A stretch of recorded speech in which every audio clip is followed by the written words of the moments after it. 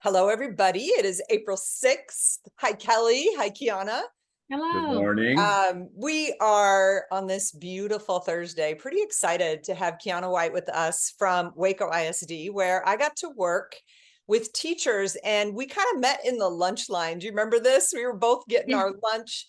And then we talked and talked and talked. And all of a sudden I turned around and noticed they were having this like administrator lunch and I was supposed to be over at that table. And I was like, oh, but you were absolutely so inspiring to talk to and to think with about teaching. And so we know that all kinds of districts are under stress, but I think Texas teachers have seen a fair amount of it. And you're working in a district that needs your talent and your vision. So I hope you just tell us, first of all, what do you do in Waco? Okay, so what do I do? My formal role is I serve as the Executive Director of Professional Development and Curriculum. And to assist, I also coach and supervise two elementary school principals and their leadership team.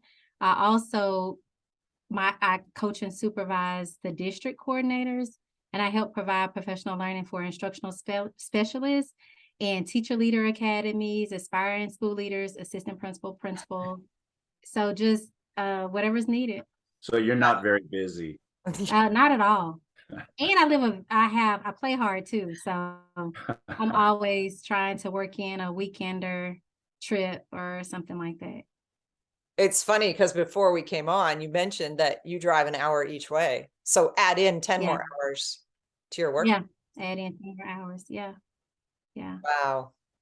So what's I think that work I operate like? with a sense of urgency all the time. It's Mhm. hard to come down. I'm sorry, what was your question?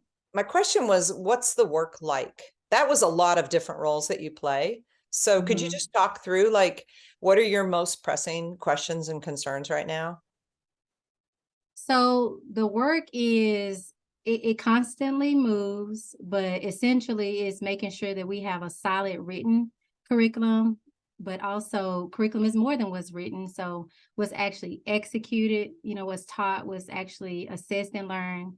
And so it's different levels to it. So it's making sure that we're all on the same page of what defining what good leadership is and what instructional leadership is, because I think oftentimes people want to move straight to fixing the teacher or fixing the kids, but we have to first start with fixing our systems and making sure that we are aligned in leadership. And so we've spent a lot of time on that, from defining things to calibrating. And so we periodically we walk with groups and we go onto each other's campuses and calibrate and see where we are with that, learn new strategies from each other. We have principal PLCs. And so just we've brought in a lot of, like, we've worked with the University of Virginia and just other leadership developers to just help us define what good teaching and learning is and just how to lead people.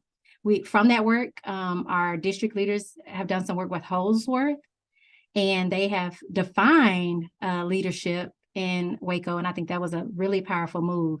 So our core focus areas are: we lead from the heart, we lead for results, and we for results, and we lead with character.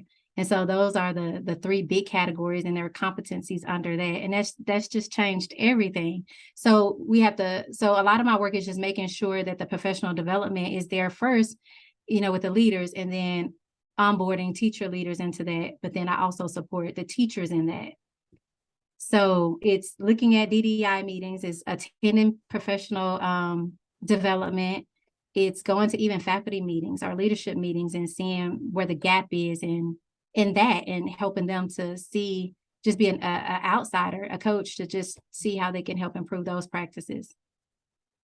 So this idea that you are trying to facilitate, quote unquote, good teaching, Penny and I have each been in Texas 1.5 million times. And every time I'm there, by the way, I love the teachers in Texas, but every time I'm there, there's this tension between what the teachers believe good teaching is and the tests. So I'm wondering how you straddle that fine line. Well, I've been a fan of yours, Kelly, for a long, long time.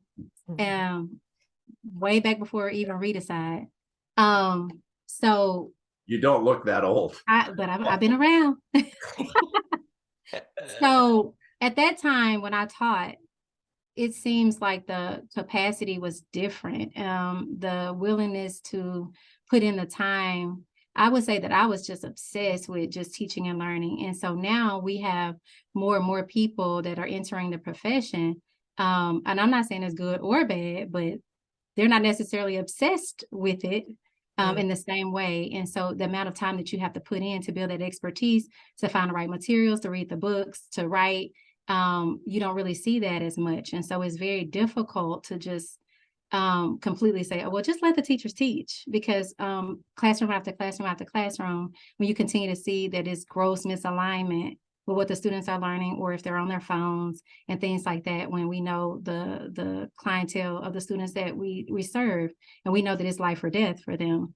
And so it's just that hard balance, because people actually majoring in English, or even going through a degree program, is different now. And so that's one of the things that I would say is very challenging, is having the capacity, building the capacity, because people also leave, and I think it's a result of them not really knowing how to maneuver in those hard times.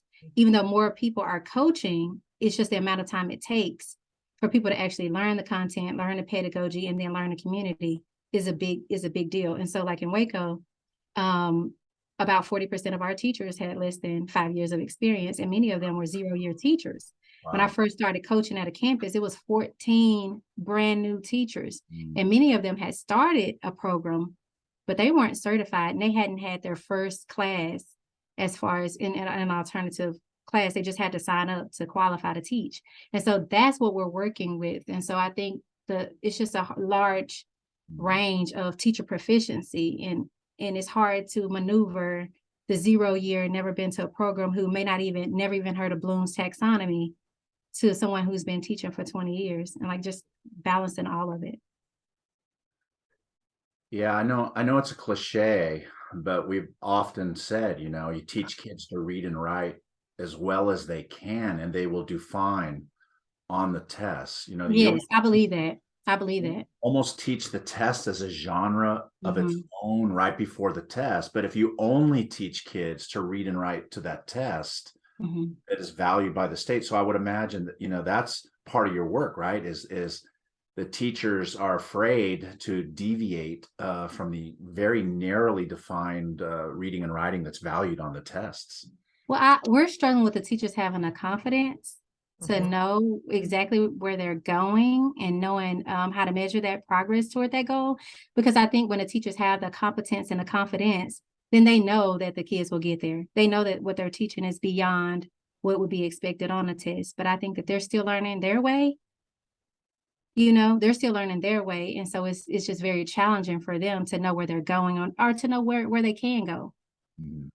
Well, and as all new teachers struggle with management and systems, and even just knowing what's the right move for this kid now, right? They're learning that as they're teaching. And I think that that's why many districts go to some kind of scripted curriculum.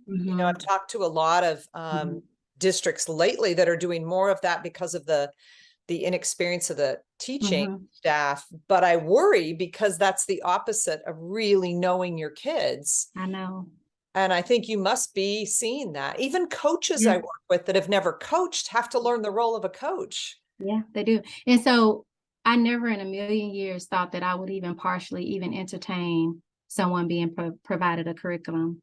But it is so challenging to get to the depth of knowledge of where we need teachers to be able to deliver instruction. So I do understand the school districts that are going to a more scripted curriculum, and then they internalize it. So it's not that they're just giving it, and well, some may read it word for word, but some of the better ones that I've seen, they actually still have the same amount of time for planning, and they internalize the lesson and make it make sense. Some places they have a little bit more flexibility with things, and some of them they don't. So some of it is tight, some of it is loose.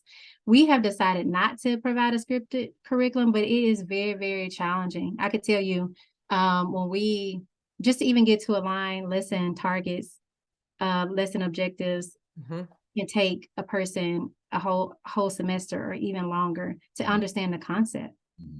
Oh, I am with you, because I have been working with a district all year, one day a month, with understanding what a mini lesson's purpose is and how you use it and integrate it into other things that you're doing. And that is, it's just a skill that takes time to develop. And I can only imagine from your role where you're developing leaders that the skills are a little different. Could you talk about, like, what skills do you see principals, assistant principals, curriculum heads, what skills do they need? The first skill I think that they need to, first of all, have flexibility and adaptability. But more than anything, I think they have to have high emotional intelligence. And from knowing how to manage themselves, knowing themselves, Yeah. help building those strong relationships with others so that they can also be comfortable with others identifying their blind spots and being able to see things that they may not see that they're doing that may be impacting others on their team. But managing themselves, because a long time ago, it was this thing where I felt like leaders would say, well, this is just the way I am, and everyone just has to get used to it. Well, that's not the case. You have people who they want better conditions at work, and they're not staying just because that's just the way you are. So you need to learn how to manage yourself so that the message gets across, right? So, but creating that culture of vulnerability and trust where you can even give your supervisor feedback, or you can manage up. So I would say just managing the relationships, but then also having a social awareness with the community and the people that you serve. And then from there, managing those relationships that are inside your departments, across the district and the schools, but also connected to the community and with the families. So powerful. Yeah.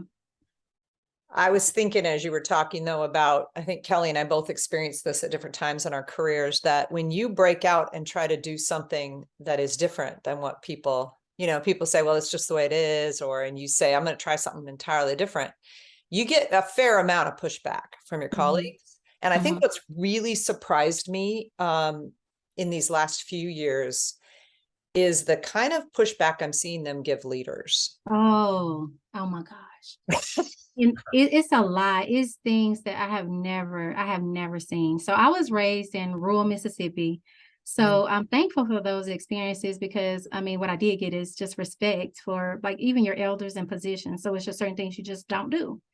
And it's just not that way anymore. And so I think that leaders are, because of the shortage of teachers, they're also forced to accept, or they think that they are forced to accept some behaviors that would never have flown 20 years ago. But with that, you have your really exceptional people in those systems, and they struggle when their peers act that way. Yeah. And so you think that you're doing something good by having a body, and sometimes it may be detrimental to your entire culture by keeping, people who act that way, who are not considerate, who are disrespectful to others, in your system. And I think that we have to be a model for kids.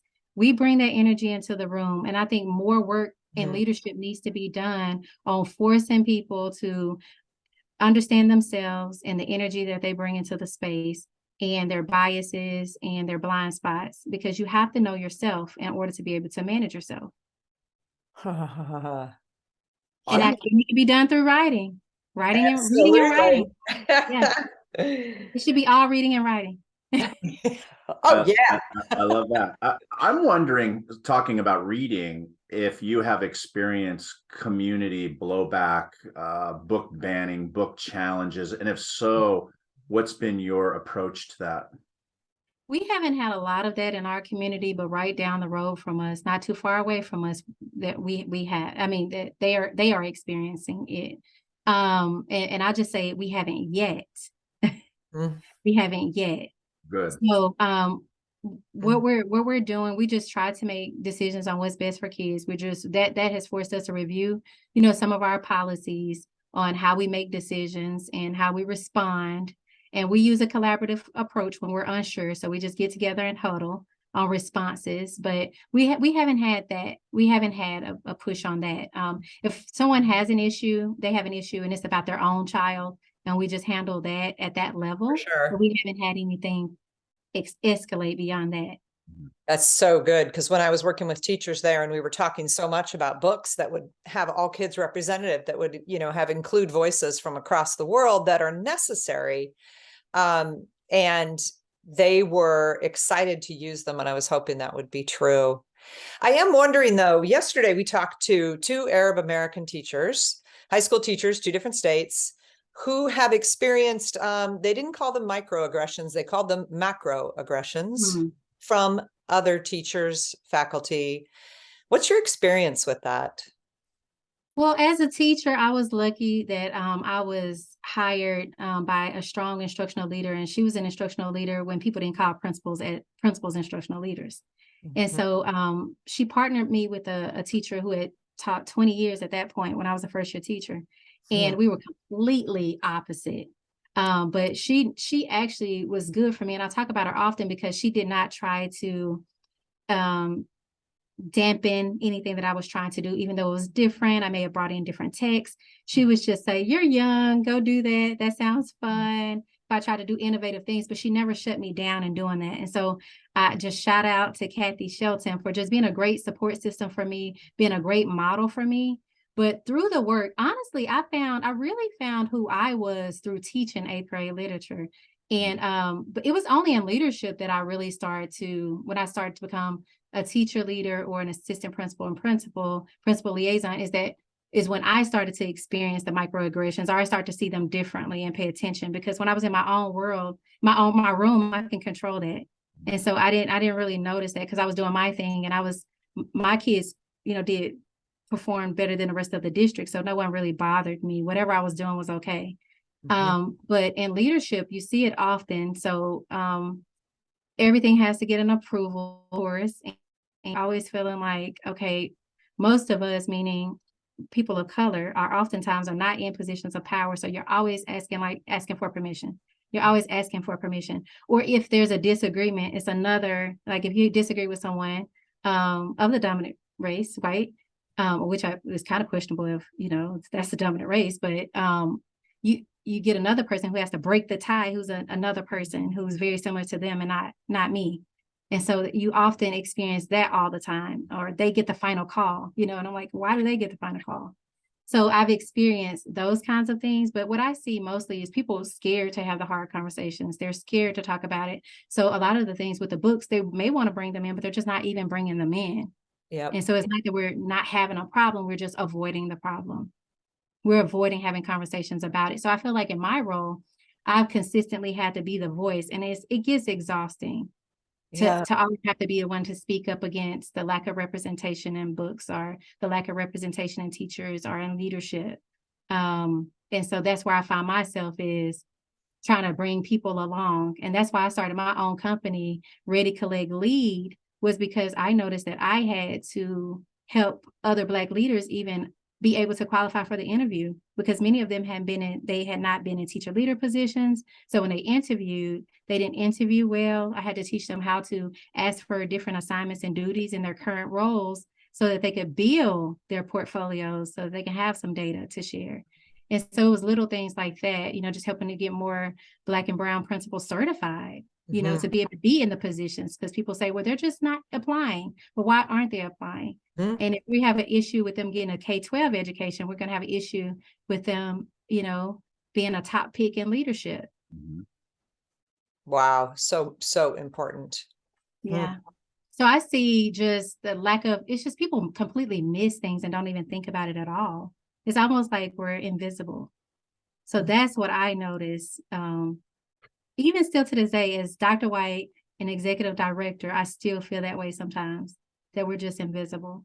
It's so interesting listening to you, because you mentioned Read-A-Side earlier, that one of the arguments of that book is we need to have hard conversations, right? But I've never really thought it through the lens that you're talking about, right? And that, I was part of the dominant culture, and it was hard to have the conversation. I can only imagine, well, I can't imagine, because I've never been in your shoes. It just makes it, I don't know, it must make it incredibly difficult. Well, you always, I am always worried about how I'll be perceived. Mhm. You know, will this be taken to heart? Will my feelings be dismissed? Will they be misunderstood? Will I be considered, of course, I hate to keep saying this, when the angry Black woman, but there are times I am the angry Black woman, and I want to lean into that because I'm tired of it. Mhm. You know, it's unethical for us to continue to know what to do and not do it and act like we don't know what to do. I don't think it's that difficult to provide effective teaching and learning for kids. And I think if we really truly are about learning for all, the data will tell us what we need to do differently. Mm. Well, 100%, right? yeah, 100%. yeah. We know, and your feeling of impatience, I feel as well. And we often, Kelly and I talk about, we've been saying this for a really long time, that what you choose to read really matters. And my daughter and I had this conversation because she teaches in Chelsea, inner city Boston, and they were looking at a curriculum yesterday that the central novel for a 9-week study was The Phantom Toll Booth. And my daughter was just enraged, like, why? They're teaching Ephraim Divided right now in her 5th grade. Why this book?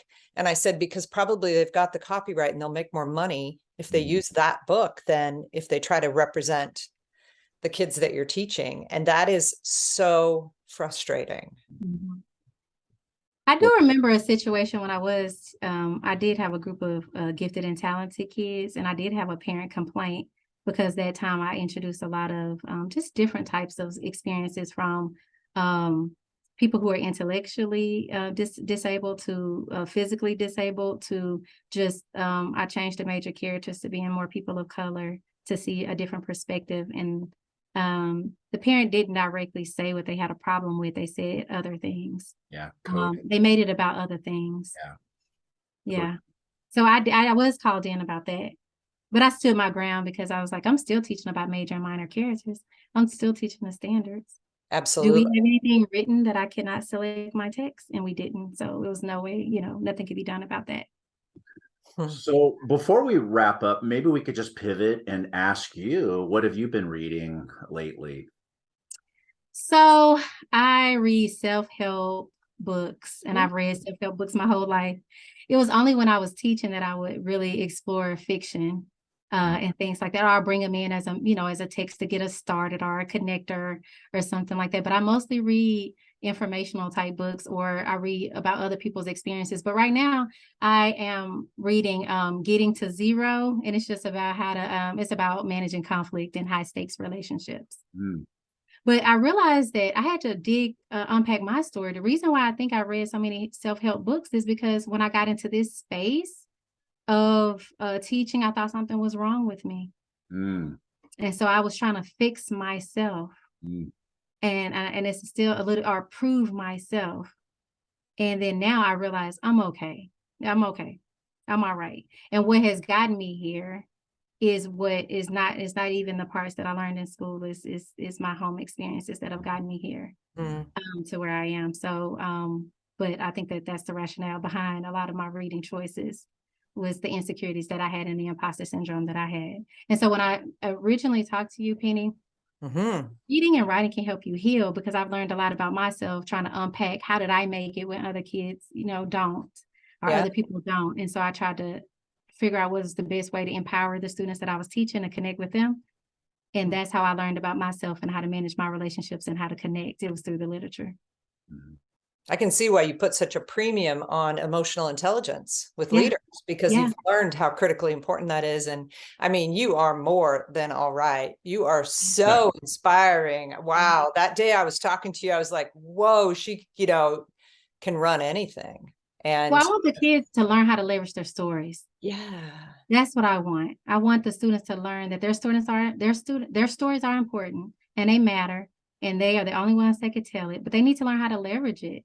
Meaning, how to communicate, how to give people a break, how to influence, how to produce the digital products, like all of that.